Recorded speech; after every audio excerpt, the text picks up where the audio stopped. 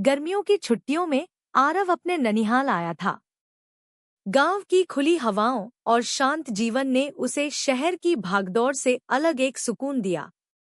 यहीं उसकी मुलाकात हुई संध्या से, उसके मामा की पड़ोसन। संध्या की आंखों में एक अजीब सी उदासी थी। उसका पति शहर में नौकरी करता था और महीनों तक घर नहीं आता था। गांव की औरतों की तरह उसने भी सब कुछ सहना सीख लिया था। मगर आरव की मासूम बातें और उसकी सच्ची मुस्कान ने उसके मन के सन्नाटे में हलचल पैदा कर दी।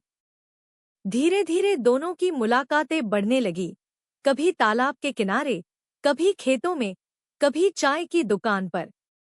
आरव की उम्र भले ही कम थी, लेकिन उसके जज्बात बेहद सच्चे थे।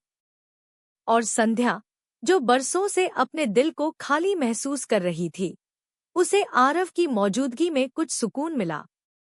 एक दिन बारिश में भीगते हुए दोनों आम के बाग में मिलते हैं। संध्या कांप रही थी। आरव ने अपनी शर्ट उतारकर उसे ओढ़ा दी। उसी पल दोनों की आंखें मिली और कुछ न कहते हुए भी बहुत कुछ कह गईं। पहली बार दोनों ने एक दूसरे के करीब होने की हदें लांघ दी। वो एक पल था जो उनके जीवन का सबसे खूबसूरत मगर सबसे उलझा हुआ पल बन गया। लेकिन ये कहानी एक सपने की तरह थी, खूबसूरत मगर अधूरी। समाज, रिश्ते और जिम्मेदारियों की दीवारें बहुत ऊंची थी।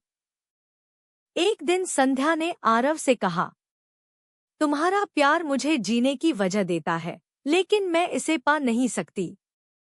आरव शहर लौट गया, लेकिन उस गर्मी की शामें, वो संध्या की मुस्कुराहट अब भी उसकी यादों में जिंदा है।